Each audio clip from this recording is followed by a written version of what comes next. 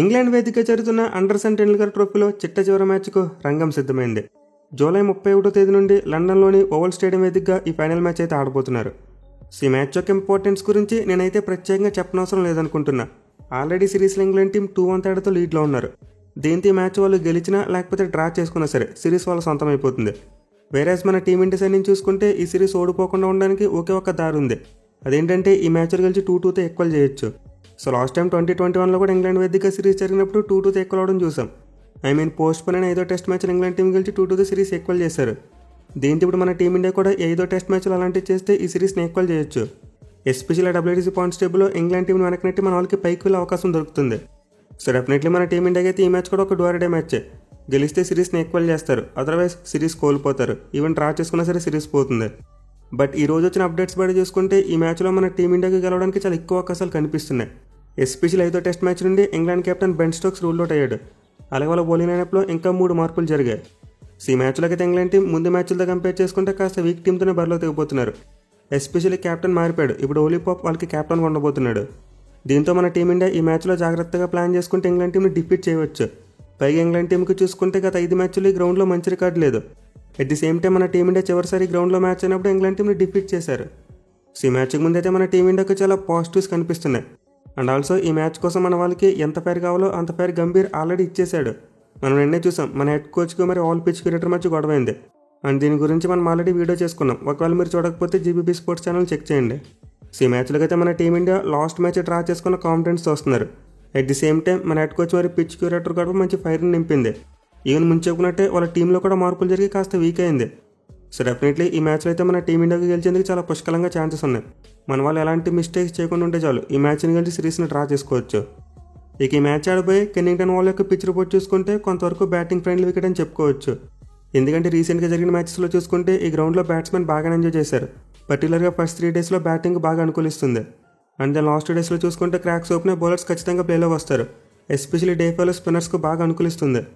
So ఇప్పటివరకు మనం ఈ సిరీస్లో అలాంటి వికెట్స్ చూసామో ఆల్మోస్ట్ అలాంటి కైండ్ ఆఫ్ వికెట్ ఉండొచ్చు.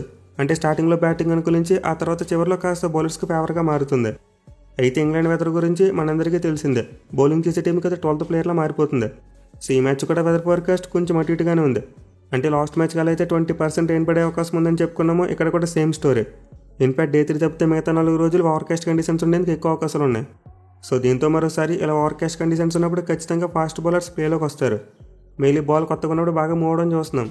సో సేమ్ లాస్ట్ మ్యాచ్ లానే ఎండ కాసినప్పుడు పిచ్ బ్యాటింగ్ అనుకూలంగా ఉండి అండ్ ఓవర్కాస్ట్ కండిషన్స్ వస్తే బౌలర్స్కి అనుకూలంగా మారిందో అదే సినారీ రిపీట్ కాబోతుంది.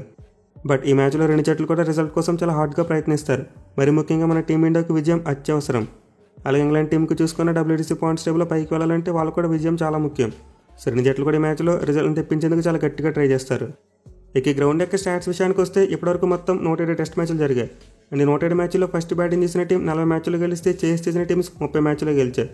అలాగే గ్రౌండ్లో యావరేజ్ స్కోర్స్ చూసుకుంటే first innings 338, second innings 300, third innings 237, fourth innings 156. So clearly match progress అయ్యే కొద్దీ యావరేజ్ స్కోర్ అయితే పడిపోయింది. At the same time first batting చేసిన టీంకి చూసుకుంటే ఎక్కువ విన్ పర్సెంటేజ్ కూడా కనిపిస్తుంది. సో దీంతో ఈ మ్యాచ్లో ఏ టీం అయితే టాస్ గెలిచి ముందుగా బ్యాటింగ్ తీసుకుంటారో వాళ్ళకి గెలిచేందుకు ఎక్కువ అవకాశాలు ఉంటాయి. అట్లీస్ట్ మ్యాచ్ని సేవ్ చేసుకోవచ్చు. సో ఈ మ్యాచ్లో అయితే టాస్ మన టీమిండియాకు చాలా క్రూషియల్. లాస్ట్ టైం కూడా మన వాళ్ళు ఈ గ్రౌండ్లో మ్యాచ్ గెలిచినప్పుడు ఫస్ట్ బ్యాటింగ్ చేసే గెలిచారు. 2021లో రోహిత్ శర్మ సెంచరీ కొట్టి గెలిపించింది మీకు గుర్తుండే ఉండాలి. అండ్ ఆ మ్యాచ్లో మన వాళ్ళు ఫస్ట్ బ్యాటింగ్ చేశారు. బట్ ఎనివే మన టీమిండియా చూసుకుంటేనేమో వరుస పెట్టి టాస్లో ఓడిపోతున్నారు. ఇన్ఫాక్ట్ ఈ విషయంలో ఒక అతిపెద్ద రికార్డ్ని క్రియేట్ చేశారు. చూడాలి మరి సిరీస్లో చివరి మ్యాచ్లు అయినా సరే మన వాళ్ళు టాస్ గెలుస్తారా లేదనేది. ఇక గ్రౌండ్లో 2 జట్ల యొక్క రికార్డ్ చూసుకుంటే ఇంగ్లాండ్ టీంకి చాలా మంచి రికార్డు ఉంది. వాళ్ళ ఓవరాల్ రికార్డ్ చూసుకుంటే ఈ గ్రౌండ్లో 45 మ్యాచ్లు గెలిచారు. బట్ ఆ టీం ఈ గ్రౌండ్లో చివరి ఆడిన 5 మ్యాచ్లు చూసుకుంటే మాత్రం 2 గెలిచారు, 3 మ్యాచ్లు ఓడిపోయారు. అంటే రీసెంట్గా ఇంగ్లాండ్ టీంకి ఆల్ గ్రౌండ్లో అంత మంచి రికార్డ్ లేదు. అట్ ది సేమ్ టైం మన టీమిండియాకి చూసుకునే గ్రౌండ్లో మరి అంత మంచి రికార్డ్ లేదు. ఇంగ్లాండ్ టీంతో 15 మ్యాచ్లు ఆడితే 2 మ్యాచ్లో మాత్రమే గెలిచారు, 6 మ్యాచ్లు ఓడిపోయారు. బట్ మిగతా 7 మ్యాచ్లు డ్రా చేసుకోగలిగారు. కానీ మన వాళ్ళు రీసెంట్ రికార్డ్ చూసుకుంటే 2018 నుంచి ఈ గ్రౌండ్లో 3 మ్యాచ్లు ఆడితే 1 గెలిచారు, 2 ఓడిపోయారు. సో యాక్చువల్గా 2 జట్లు కూడా ఈ గ్రౌండ్లో రీసెంట్ రికార్డ్ అంత మంచిగా లేదు. బట్ ఈ 2 జట్ల మధ్య చివరిగా 2021లో జరిగిన మ్యాచ్లో మాత్రం మన వాళ్ళు గెలిచారు కాబట్టి ఆ కాన్ఫిడెన్స్ అయితే ఖచ్చితంగా ఉంటుంది. ఇక టీమ్స్ విషయానికి వస్తే ఇంగ్లాండ్ టీం ఆల్రెడీ తమ ప్లేయింగ్ లెవెన్ను అనౌన్స్ చేశారు. అండ్ ముందు చెప్పుకున్నట్టు ఈ మ్యాచ్ కోసం వాళ్ళ టీంలో ఏకంగా 4 మార్పులు జరిగాయి. So England team captain Ben Stokes last match అయిపోయాక చెప్పాడు, మా ప్లేయర్స్ అందరూ కూడా చాలా నీరసంగా అయిపోయారు, రికవర్ అవడానికి టైం పడుతుందని చెప్పి. అండ్ ఈ నేపథ్యంలోనే 4 ఇంగ్లాండ్ ప్లేయర్స్ ఈ మ్యాచ్కి అవైలబుల్గా లేకుండా పోయారు. సో వీళ్ళు ముందుగా చూసుకుంటే బెన్ స్టోక్స్ ఈ మ్యాచ్ నుంచి రూల్ అవుట్ అయ్యాడు. ఎందుకంటే లాస్ట్ మ్యాచ్ ఆడుతున్నప్పటికీ అతనికి ఇంజరీ ప్రాబ్లమ్స్ చూసాం. హ్యామ్స్ట్రింగ్ ఇంజరీతో ఇబ్బంది పడ్డాడు. At the same time shoulder కూడా పట్టుకోవడం చూసాం. అయితే అతనితో పాటు జాఫ్రా ఆర్చర్, బ్రైడెన్ కార్స్ మరియు లియామ్ డాసన్ ఈ ముగ్గురు ప్లేయర్స్ కూడా ఈ మ్యాచ్కి అవైలబుల్గా లేరంట. ఎందుకంటే ఈ ముగ్గురు కూడా నిగ్గిల్స్ ఉన్నాయి. ఆర్ఎల్స్ జాఫ్రా ఆర్చర్ లాంటి ప్లేయర్కి వర్క్లోడ్ మేనేజ్మెంట్ దృష్ట్యా రెస్ట్ కూడా ఇచ్చి ఉండొచ్చు. సో మొత్తం మీద మ్యాచ్ కోసం అయితే ఇంగ్లాండ్ టీంలో 4 మార్పులు జరిగాయి. అండ్ ఈ మ్యాచ్ కోసం వాళ్ళ కెప్టెన్ విషయానికి వస్తే ఆలీ పాప్ని కెప్టెన్గా అపాయింట్ చేశారు. సో పోప్కి అయితే కెప్టెన్స్ విషయంలో అంత ఎక్కువ ఎక్స్పీరియన్స్ లేదు. వాటి గతంలో ఒక 3 మ్యాచ్లో మాత్రం ఇంగ్లాండ్ టీంని లీడ్ చేశాడు. అది కూడా లాస్ట్ ఇయర్ ఇదే టైంలో శ్రీలంకతో జరిగిన ఒక 3 మ్యాచ్ల టెస్ట్ సిరీస్లో. అండ్ ఆ సిరీస్లో అయితే ఇంగ్లాండ్ టీం పోప్ కెప్టెన్సీలో శ్రీలంక టీంని వైట్ వాష్ చేసింది. విచ్ మీన్స్ పోప్ కెప్టెన్సీలో ఇంగ్లాండ్ టీంకి 100% స్ట్రైక్ రేట్ ఉంది. బట్ ఎన్నో శ్రీలంకతో కంపేర్ చేసుకుంటే మన టీమిండియా టెస్ట్ ఫార్మాట్లో చాలా స్ట్రాంగ్. మెయిన్లీ సిరీస్లో ఇంగ్లాండ్ టీంకి చాలా హెవీ కాంపిటీషన్ ఇస్తున్నారు. దీంతో పోప్ కెప్టెన్సీ ఎలా ఉంటుందని చాలా ఇంట్రెస్టింగ్గా ఉండబోతుంది. ఇక టీంలో చేంజెస్ విషయానికి వస్తే బెన్ స్టోక్స్ ప్లేస్లో జాకబ్ ప్యాథల్ని తీసుకొచ్చారు. అండ్ దెన్ లియామ్ డాసన్ ప్లేస్లో గస్ అట్కిన్సన్ను, అలాగే బ్రైడెన్ కార్స్ ప్లేస్లో జేమీ వాటర్ను, అండ్ దెన్ జాఫ్రా ఆర్చర్ ప్లేస్లో జాస్టన్. ఈ 4 ప్లేయర్స్ 5వ టెస్ట్ మ్యాచ్ కోసం ప్లేయింగ్ లైన్లోకి వచ్చారు. అయితే వీళ్ళు చూసుకుంటే ఇంగ్లాండ్ టీంకి జెన్యూన్ స్పిన్ బౌలర్ కనిపించట్లేదు. జాకబ్ ప్యాథల్ని తీసుకొచ్చారు కానీ అతను ఒక ఆల్రౌండర్. బట్ అతను 4 మ్యాచ్లు చూసుకుంటే ఇంగ్లాండ్ టీంకి ఒక జెన్యూన్ స్పిన్నర్ ఉన్నాడు. సో దీంతో ఈ మ్యాచ్లో ఇంగ్లాండ్ టీం యొక్క స్పిన్ బౌలింగ్ ఎలా వర్కౌట్ అవుతుందని చాలా ఆసక్తికరంగా ఉండబోతుంది.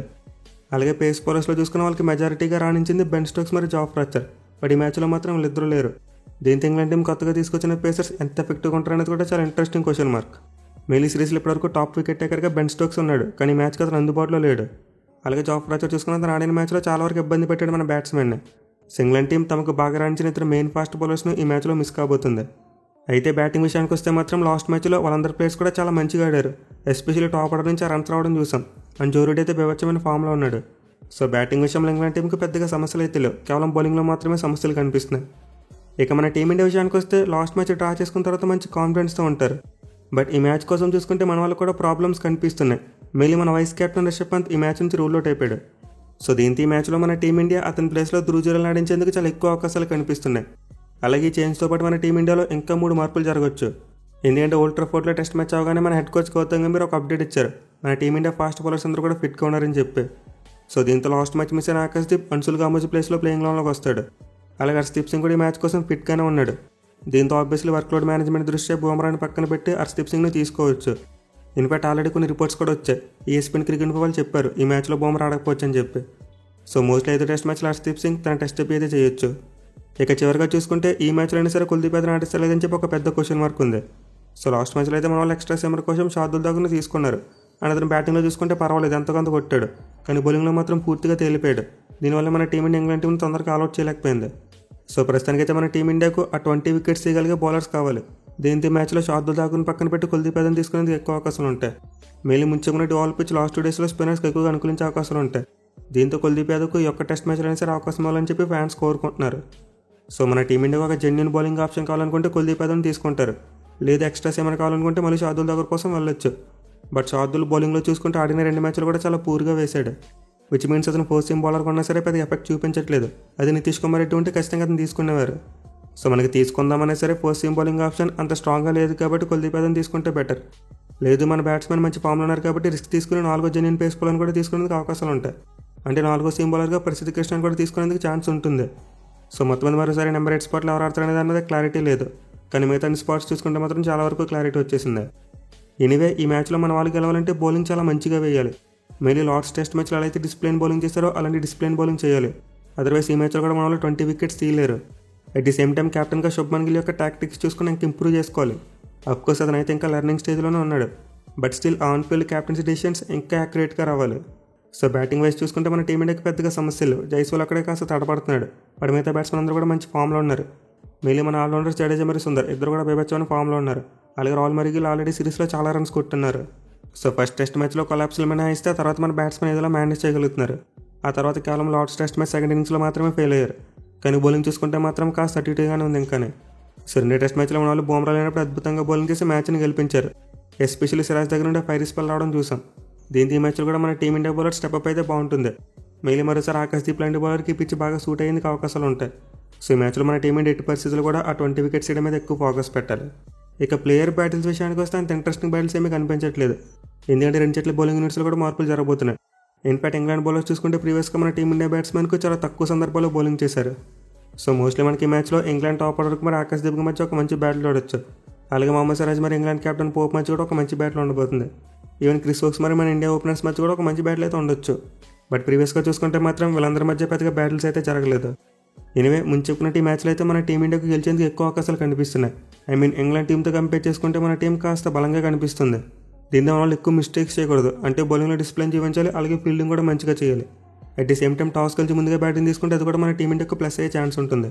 చూడాలి మరి మన యంగ్ టీం ఇండియా మ్యాచ్లో గెలిచి సిరీస్ని డ్రా చేసుకుంటారా లేకపోతే ఇంగ్లాండ్ టీంకి వదిలేస్తారనేది.